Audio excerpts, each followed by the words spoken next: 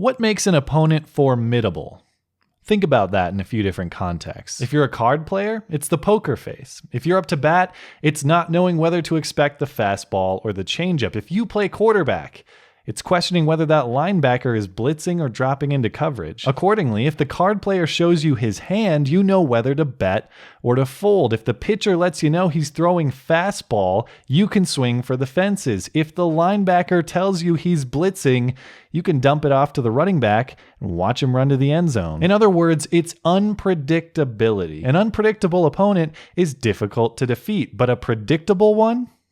Swiftly dismissed. I've talked about that idea before, most recently with the Omar Mateen shooting at the Pulse nightclub in Orlando, but since then we've seen violence continue, last week with the Micah Johnson police shooting in Dallas. And these cases are very similar. Two ideologically driven murderers killed innocent people with some downtime in between to tell law enforcement exactly why they did it. Mateen pledged allegiance to the Islamic State and said he hoped for Allah's acceptance. Johnson said he was upset about Black Lives Matter and that he wanted to kill white people, specifically white police officers. In both cases, we have the luxury of the offender telling us exactly why he did it. In both cases, their confessionals are uncomfortable. And in both cases, rather than accept those uncomfortable truths, many of us create absurd stories to explain why these killers have nothing to do with the motivations they themselves provide. Omar Mateen had nothing to do with Islam. Despite Mateen saying he was with ISIS, there's still actually no proven link. Micah Johnson had nothing to do with Black Lives Matter. The shooter had nothing to do with the Black Lives Matter movement. Nothing to do with it. But this cycle of denial is itself, ironically, predictable. The basic arguments used to divorce Omar Mateen from his Islamic motivation are reappearing now to separate Micah Johnson from his Black Lives Matter motivation. From what I'm reading, these denials fall under three themes. First, moderates of the ideology in question are emphasized as the norm. Second, examples of condemnation from leadership of the ideology are shown. And third, the formal membership of the perpetrator to the ideology in question is delegitimized. But are any of these arguments actual counterpoints, or are they just distractions? Let's consider these arguments individually. Argument 1. The killer represents an exception, not the norm. Regarding Mateen, this author writes, the picture becomes even more complicated when you look at what American Muslims actually believe. According to the Pew survey in 2014, 45% of Muslims believe that homosexuality should be accepted by society.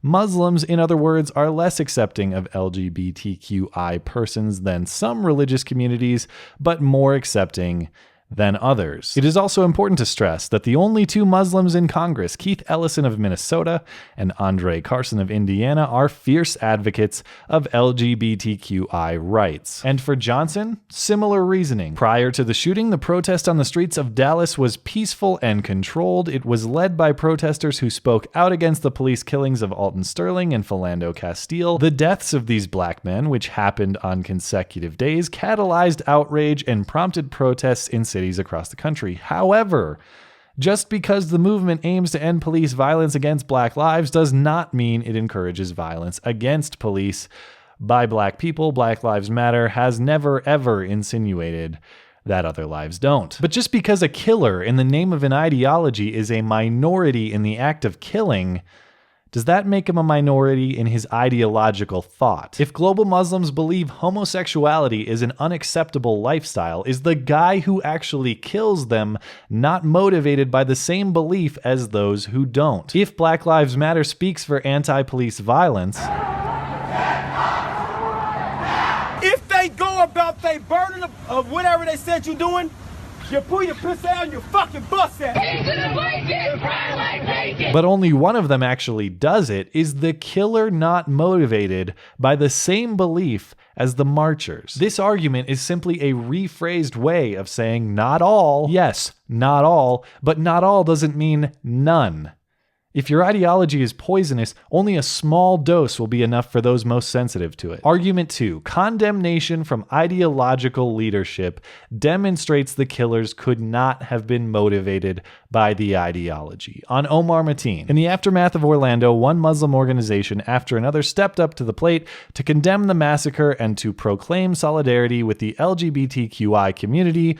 One of the strongest statements came from the executive director of the Council on American Islamic Relations, Nahid Awad. For many years, members of the LGBTQI community have stood shoulder to shoulder with the Muslim community against any acts of hate crimes, Islamophobia, marginalization, and discrimination. Today, we stand with them shoulder to shoulder. The liberation of the American Muslim community is profoundly linked to the liberation of other minorities, blacks, Latinos, gays, Jews, and every other community. We cannot fight injustice against some groups and not against others. Homophobia, transphobia, Islamophobia, we cannot dismantle one without the other. On Micah Johnson, the sniper's attacks were deliberate and his actions despicable, but they are in no way reflective of or represented by the Black Lives Matter movement. Black Lives Matter sent a tweet on Thursday night that reinforced this message. Black Lives Matter advocates dignity, justice, and freedom, not murder. This message of condemnation against cop killings has been repeated countless times, especially during past isolated shootings of police officers by black civilians. In December 2014, when a black man from Maryland fatally shot NYPD officers as revenge for Michael Brown and Eric Garner's death, the founders of the Black Lives Matter movement immediately issued a statement that disparaged the killer's actions. They told HuffPost that an eye for an eye is not our vision for justice. But this argument conflates endorsement and motivation. Nobody's claiming that Islamic leadership endorses Omar Mateen. Nobody's claiming that Black Lives Matter leadership endorses Micah Johnson. We are claiming that a doctrine that is anti-homosexuality and a doctrine that is anti-police can serve as motivation for people who take action against those groups, especially when they voluntarily offer their doctrinal motivation for doing so. Argument 3. These killers have no formal ties to the groups to whom they pledge allegiance. On Omar Mateen. Then there is Mateen's claim of allegiance to ISIS made by phone to 911 as he began his attack. ISIS was more than happy to claim responsibility for Mateen's shooting spree, but U.S. officials insist there is no indication that ISIS had any role in planning or carrying out the attack. 3 U.S. officials familiar with the investigation into the massacre said that no evidence had yet been found showing a direct link with the Islamic State or any other militant group. On Micah Johnson, the killing of 5 officers in Dallas by a man who allegedly targeted the police has reignited criticism of the Black Lives Matter movement, even though there is no evidence that Micah Johnson, the Dallas shooter, had any connection to Black Lives Matter. Well, no evidence other than each of them told us about his motivation.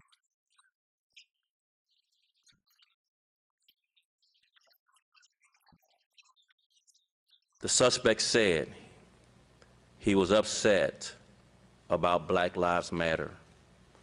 He said he was upset about the recent police shootings. The suspect said he was upset at white people. The suspect stated he wanted to kill white people, especially white officers. Islam and Black Lives Matter are ideas. You don't need to fill out paperwork to find their messages compelling or to act on behalf of those ideas. Frustratingly, these arguments lead us to the same conclusion every time. Nothing to see here, just some crazy, unpredictable lone wolf. Can't learn anything from this case. Move along. It's unlikely that when the dust settles from this tragedy, we will discover that Mateen was a walking encyclopedia of Islam. What we are more likely to find is an angry, unsettled, and incredibly bigoted man whose hostility, resentment, and sense of alienation and moral outrage boiled over into a violent rampage that left almost 50 people dead. Mass murdering terrorist Micah Xavier Johnson does not represent us. He does not speak for black people. He does not speak for Black Lives Matter. Johnson was a person who fits more with the profile of many mass shooters. A loner who had been amassing an arsenal of guns and bombs for quite some time. This reasoning and its conclusion are frustrating for two reasons. First, it's intellectually dishonest. And second, it leaves us vulnerable to future attack. It's intellectually dishonest because it takes a preconceived conclusion and performs gold medal mental gymnastics to support that conclusion. To deny these killers' motivations, we have to believe they are lying about them. Why would Mateen and Johnson lie about their motives? Am I supposed to believe that Omar Mateen sat down one day and thought, I hate the gays, but I also hate ISIS too. How can I screw them both? I know, I'll kill the gays and implicate ISIS. Ha ha! Did Micah Johnson hate cops and Black Lives Matter? Is that why he lied about his motive? Take out two birds with one stone? Further, only in this special instance does the left commit the crime of dismissing someone's experience. If Omar Mateen or Micah Johnson say they are gender fluid otherkin, we are to believe that without question. But if they say they're Muslim or Black Lives Matter, they're liars. They have no idea what they're talking about. But there is real consequence here, and that's the unfortunate part. In both of these cases, our enemies have told us what their motivations are. And it's not just a tell, it's a full-blown confessional. They are making themselves predictable for us. They are providing us with a playbook for their own defeat. And we refuse to flip through the pages. It's the same thing Milo says on his college tour. I published a column, How to Beat Me. I wrote it down. I literally gave them an instruction book, but they're so fucking self-involved and stupid and lazy, they don't read it and they don't listen. When we refuse to listen to and learn from our enemies, we're on the same intellectual level as those anti-Milo feminists. Stop it! Oh, we should film it. And in case you haven't noticed, those feminists haven't had much luck in stopping him. Let's learn from their mistakes. When an enemy tells you how to defeat him, his tips might be worth a read. Thanks as always for listening and for supporting this channel. Always appreciate that thoughtful discussion down below and especially over on Twitter. That is @skag_3. You're always welcome to come hang out and chat in my live streams. Those are linked down in the description. Looking forward to it. Okay, bye.